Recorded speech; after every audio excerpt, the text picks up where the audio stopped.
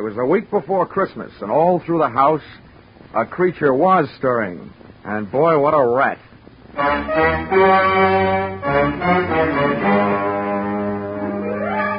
This is another in the adventures of America's fabulous freelance insurance investigator, Johnny Dollar, starring Charles Russell.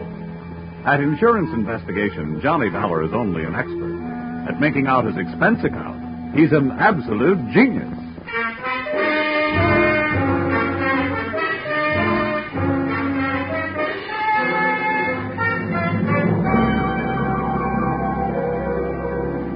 Expense account submitted by Special Investigator Johnny Dollar to Home Office, Industrial Insurers Incorporated, Hartford, Connecticut. Attention, Mr. Eben Stevens, General Manager.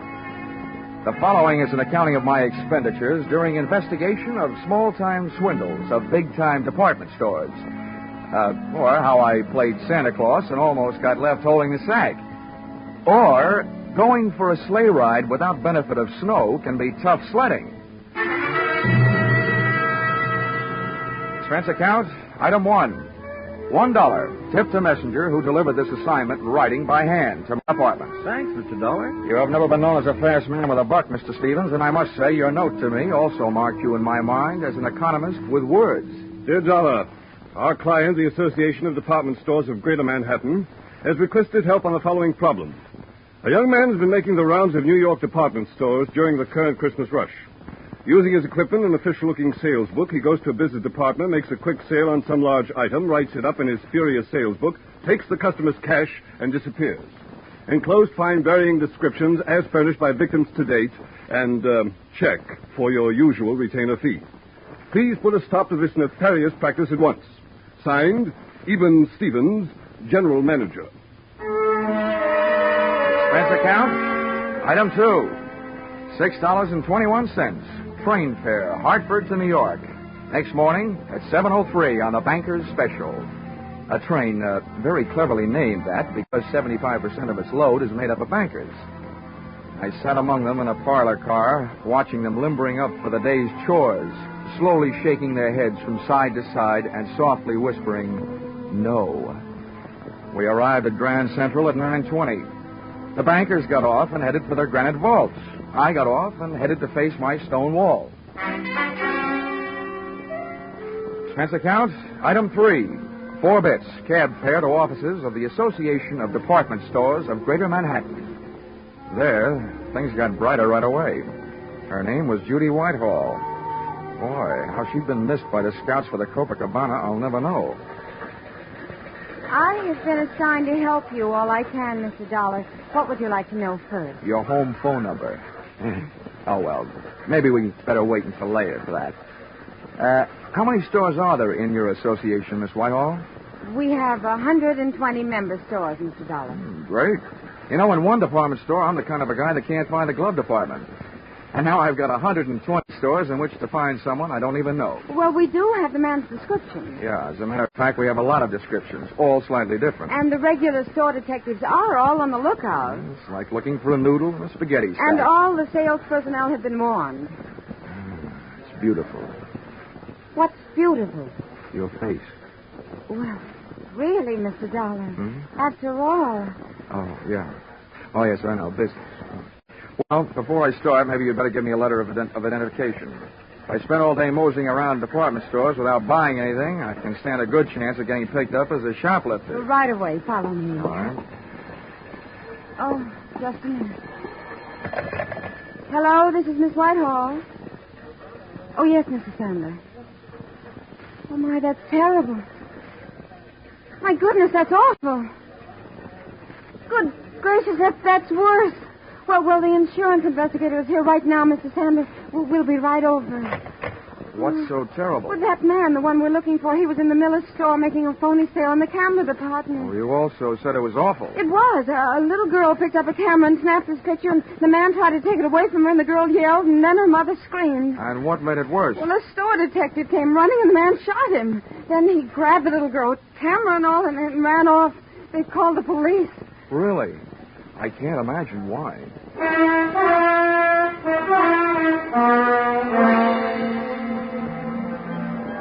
The mob scene in the Miller store would have made the Notre Dame backfield holler uncle. Christmas neckties were selling like hotcakes. Only compared to most of the ties, a hotcake would look better on you.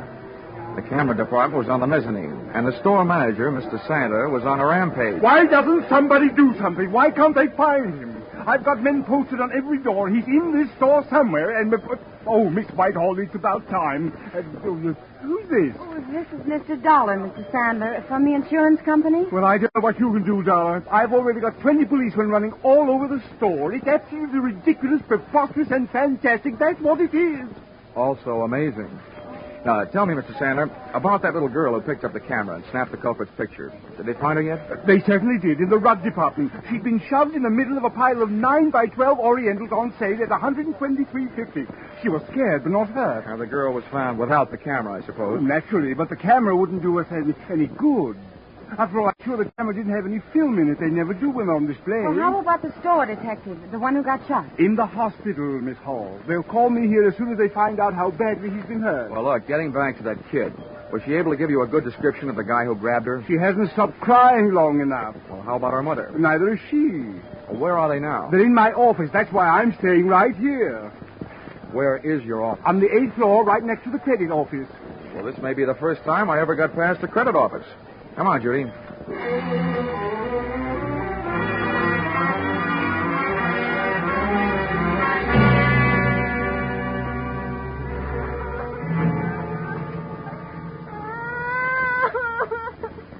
Oh, Bobby, come on. Blow your nose. There. Now, be a brave little girl. I don't want it. He hit me. He tried to kill me. Oh. He took away my camera. Let me have another try, Mrs. Jenkins. All right, Mr. Dollar, if you think it'll do any good. All right. Oh, come on now, Bobby. All you have to do is tell us what that bad man looked like. We'll get him, and then we'll fix him. Come on now, huh? I don't want to. He'll kill me.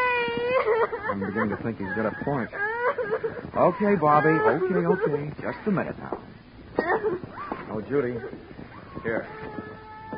Yes, Johnny? Looks like as a child psychologist, I'm nothing. At this point, I feel like telling little Bobby to go out and play with some old razor blades. Got any suggestions? Well, it is almost Christmas. Yeah.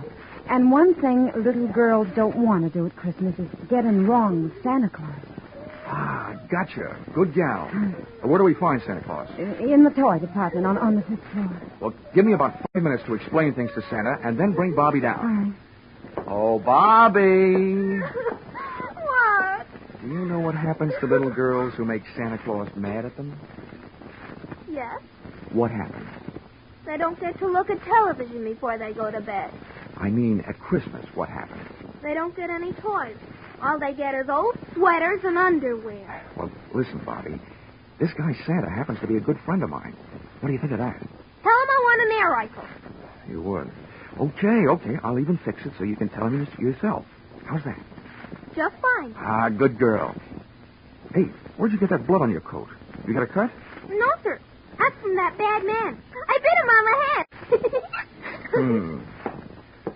head. Okay, Judy. Here I go. Oh, and on the way down, maybe you better stop by the dog supply department and buy little Bobby a muzzle. If the kid doesn't like his looks, old St. Nick may get nicked.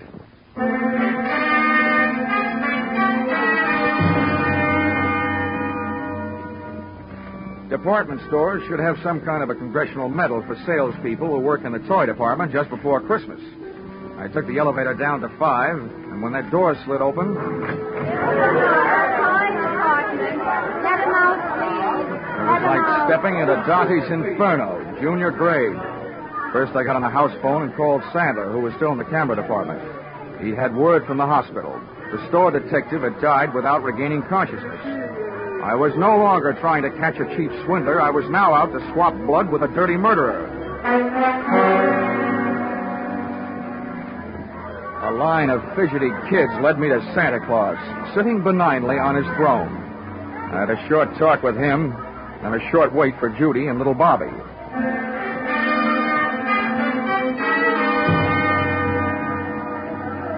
Okay, Santa. Now we've got to make her talk. That is, you've got to. All right, Dollar. All right now, kiddies, you'll have to wait for a moment. We have a special little visitor coming to see me. Hello, Johnny. All set? Yeah, all set.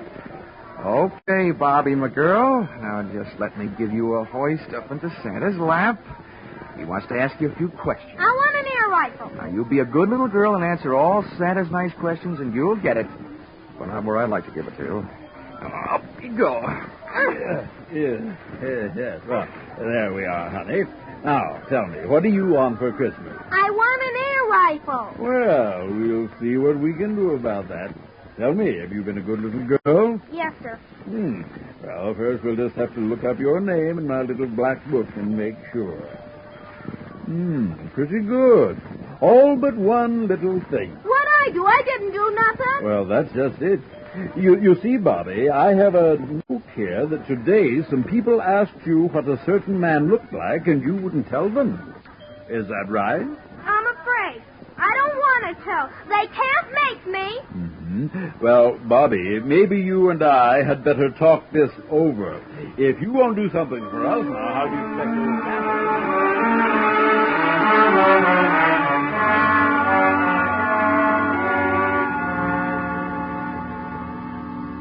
Little Bobby's description of the murderer wasn't the greatest by any means, but it was better than none at all, with which we had been furnished by the personnel in the camera department and the kid's mother. We took the girl to the advertising department, where an artist made a sketch. Armed with a drawing, we made a tour of the store exits, showing it to the police posted on every door, giving them a rough idea what to look for. A medium-build, pudgy man with black hair. And when they came across such a character, he was to be issued an invitation to show his hands. If he was sporting Bobby's teeth marks, then they'd really know. Well, this chore out of the way, Miss Whitehall and I sank our teeth in a pair of sandwiches in the tea room. The Shopper's Delight sandwich, to be exact. Cream cheese, walnuts, watercress, and pineapple on whole wheat bread.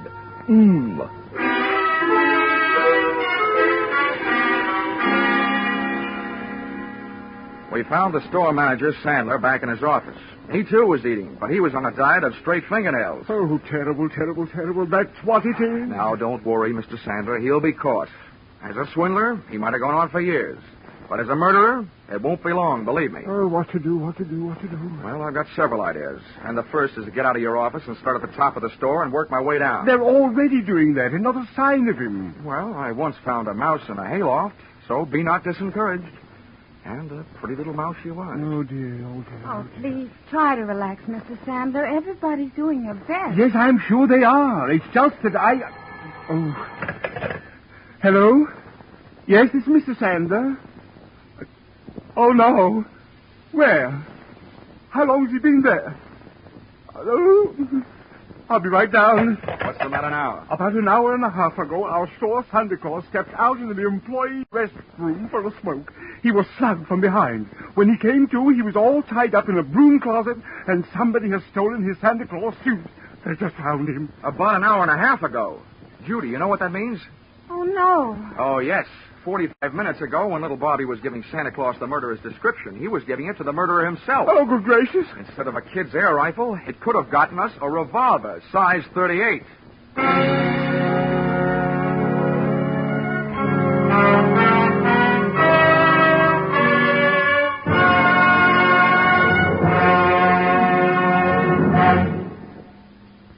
In just a moment, we will return to the second act of Johnny Dollar. But first, CBS is going to bring you one of the biggest presents you ever received from show business tomorrow afternoon, Christmas Day. For a full hour on the entire CBS network, you're going to get all the comedy, all the laughs, and one of the greatest Broadway and Hollywood hits of recent years, The Man Who Came to Dinner. And the man who came will be played by none other than Jack Benny, plus Charles Boyer, Gene Kelly, Dorothy McGuire, Gregory Peck, and Rosalind Russell, plus Henry Fonda and John Garfield as narrators. You'll hear them all on CBS's special holiday hour tomorrow afternoon. Jack Benny, playing the man who came to dinner and breaking a leg, had to stay on and on and on. Now with our star, Charles Russell, we return to the second act of yours truly, Johnny Dollar.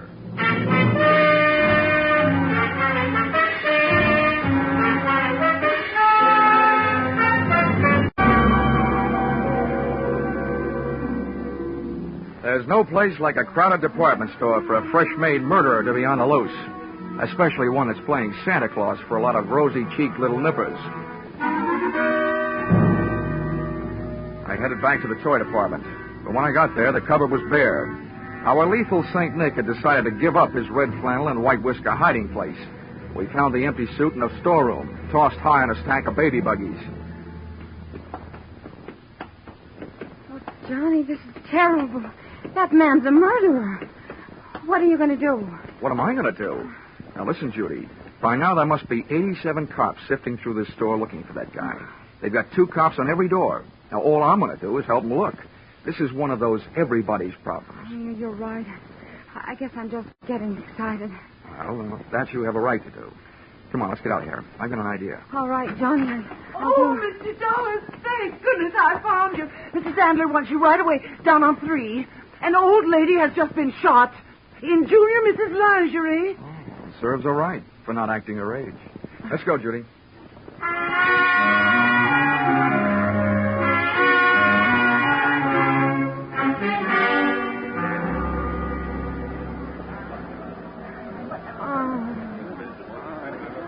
Right over here, Dollar. All right. Let him through, please. Let him... Lady, please stand back now. Well, Dollar, Yeah? Congratulations. Before, this store was only going to sue that company of yours for $1 million. Considering what this shooting will do to our reputation, I'm going to make that $5 million. Mr. Sandler, keep your powder dry. First of all, it's not my company. And second, you can't sue them for something they didn't do. And third, you'd better get this poor old gal to a hospital. How badly is she hurt? And how did it happen? The doctor's on his way, and we've sent for an ambulance. This woman was lost out on a big stairway looking for the ladies' room. That maniac saw her coming toward him and ran down the stairs, firing over his shoulder. The bullet just seemed to graze her left side. Pretty lucky.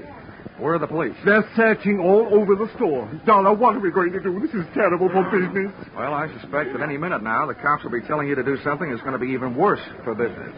Close the store. Well, but close the store?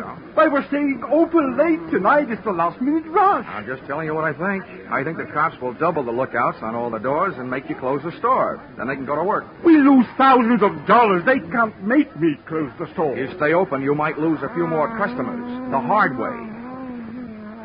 Where's that doctor? He'll be here any minute. Oh, Mr. Sandler. Well, yes, what is it? Well, they called up from the sporting goods in the basement.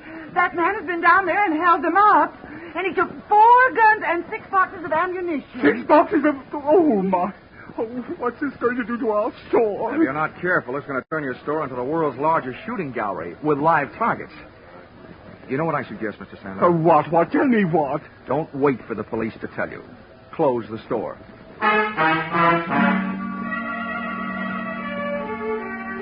Sandler didn't like it, and neither did the customers, as they filed out of the store past the scrutiny of the police officers, still clutching their unfinished Christmas shopping lists.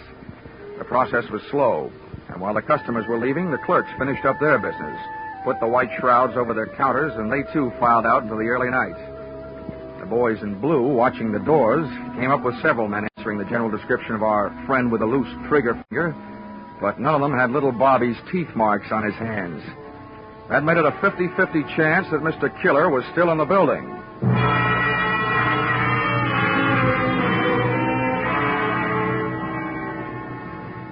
There's nothing more eerie than a department store after closing.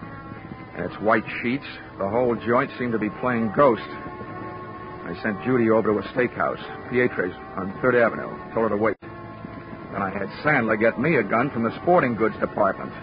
For that lonely, scared feeling, there's no medicine that quite takes the place of a piece of cool steel in your little hot hand.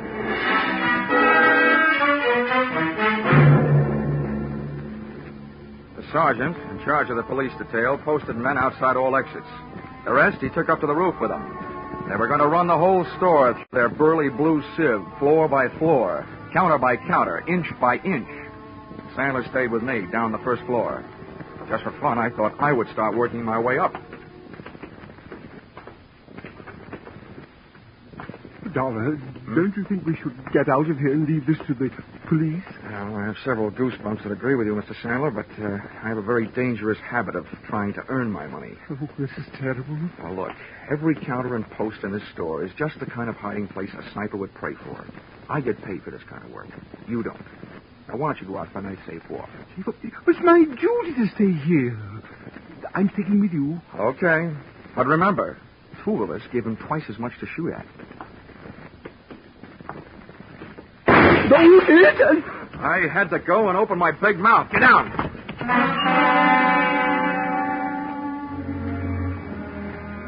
Getting down on that floor could have been committing suicide in itself. The killer's bullet had crashed into a showcase.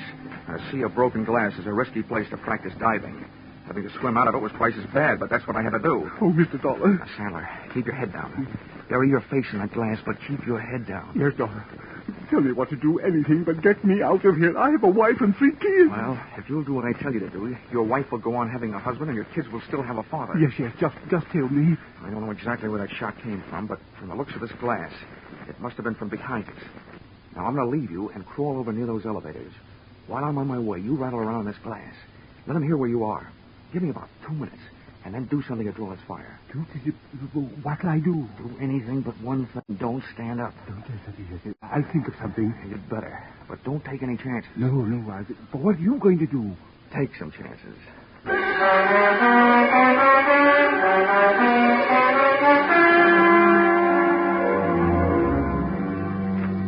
Once I was on my way, Sandler went to work with a vengeance.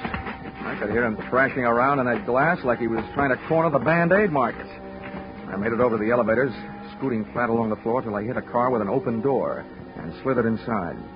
Behind the protection of the elevator's front wall, I stood up, peered over at the edge of the door, and waited for Sandler to make the move that would draw the murderer's fire. I must say Sandler was dead game, and the way he made his move, he also stood a good chance of becoming plain dead. First, he stopped wiggling around on his bed of glass, and then he just stood straight up. The shot missed, but my eyesight didn't. The killer was shooting from high up, behind a pole. He was standing up on a glass showcase, hoping for a better view. And it didn't take me long to decide to give him a better view of the inside of that glass showcase. I started deliberately shooting his foothold out from under him.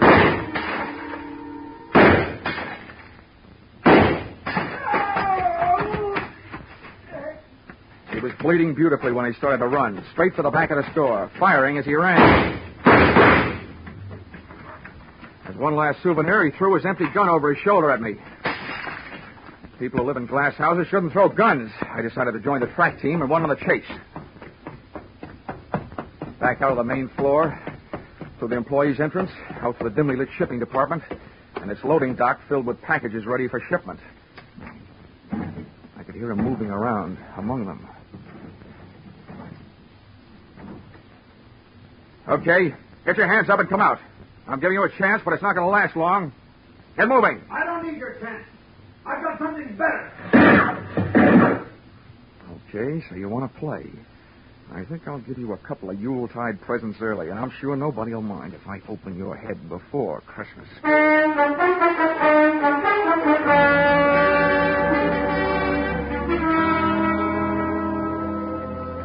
My hot-headed friend was hiding behind a high pile of wooden boxes ready for shipping. I grabbed a heavy, empty dolly, gave it a flying start, and sent it crashing into the bottom box of the pile. It was beautiful. The biggest crash since 29.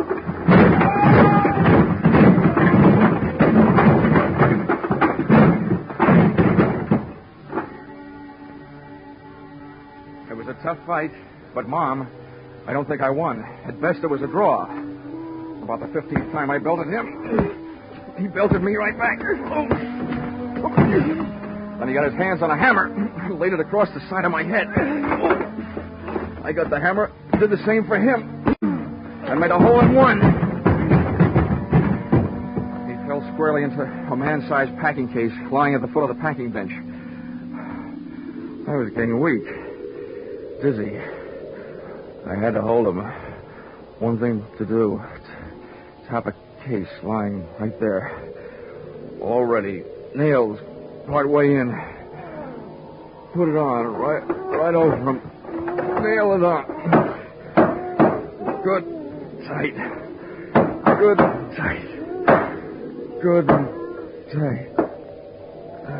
Everything is turning black.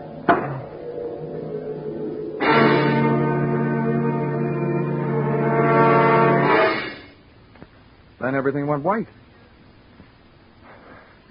Hey, corny as this may sound, where am I? You're in the hospital, Johnny, darling. Hmm? But don't worry. It's only a slight concussion. They brought you here last night. Oh, I suppose I have a hammer-shaped hole in my head. No, darling. It hardly shows. Oh. How could it? The bandages covering it up. Well, at least I got him. Hmm? You what, dear? I got him. The killer. Oh, no, dear. You couldn't have. They're still looking for him. Oh, no. Oh, my gosh. What time is it? 11 in the morning. I gotta get out of here. Why? Johnny, please. Johnny, you're not supposed to get out. Oh, nurse!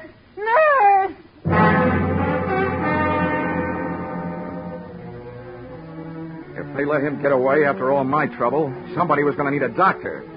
Judy and I hit the department store in 12 minutes flat. 1 minute later, I was in the shipping department talking to the head man. Now, Mr. Dollar, just calm down. Everything's going to be all right. Now, exactly what is it you want to know? That big packing case, the one that was lying right here in front of the bench last night. Where is it? Oh, the great big one? Yes, the great big one. The one about 8 feet long and 3 feet wide? Yes, the one about 8 feet long and 3 feet wide. Well, there was something very peculiar about that case. You're telling me. Where is it? Well, this morning we came to work. The boys saw it all packed up, so they put it on the truck for up in New York State. Oh, no. Oh, indeed they did. But what was peculiar about it, even though they found it all ready to go, later on they found all the merchandise that was supposed to go in it lying around loose. It had never really been packed. Well, then quick. The least you can do is tell me where it went. Well, now that I can do. That box was the boss's big annual charity shipment of goods. That particular box is on its way to some of the unfortunates who'll be spending this Christmas away from home. All right, so where is it? By now, it should be at the New York State Prison, up in Ossining.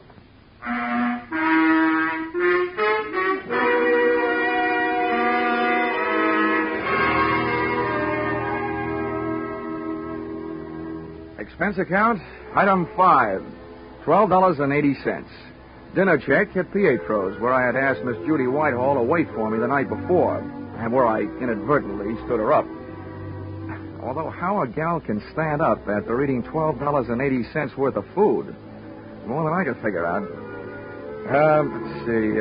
Expense account, item 6, $10. Medical supplies for those poor CBS sound men, Vern Surrey and Billy Gould, who had to break all that glass during the show.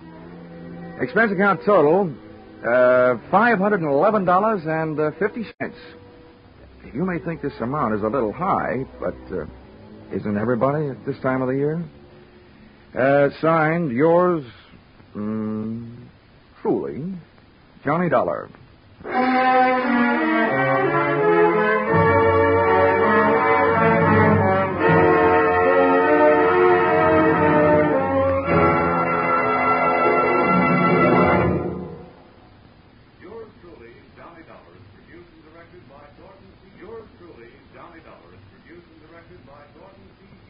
Stars Charles Russell. Script by Paul Dudley and Gil Dowd. Featured in the cast were Jay Novello, Georgia Ellis, Marlene Ames, Parley Bear, Paul Duboff, and Connie Crowder. The special music is written and conducted by Leith Stevens. Your announcer is Bob Stevenson.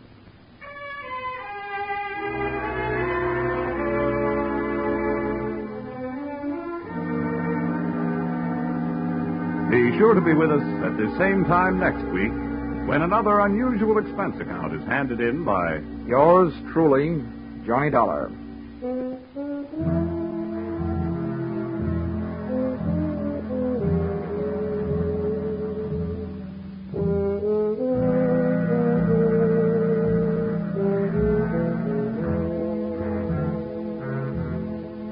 Those two pleasant gentlemen of music, Vaughn Monroe and Gene Autry, will be around with special Christmas music tonight on CBS. On his caravan, Vaughn will feature a medley of Christmas carols. And you'll hear the maestro and his band featuring Vaughn's new song success, The Jolly Old Man in the Bright Red Suit. Gene Autry will bring you Christmas music and the Christmas Eve story, Western style. Be sure to hear these two Saturday night CBS stars, Vaughn Monroe and Gene Autry, on most of these same CBS stations. Now stay tuned for Vaughn Monroe's Caravan, which follows on most of these same stations. This is CBS, where yours truly, Johnny Dollar, meets adventure every Saturday night. The Columbia Broadcasting System.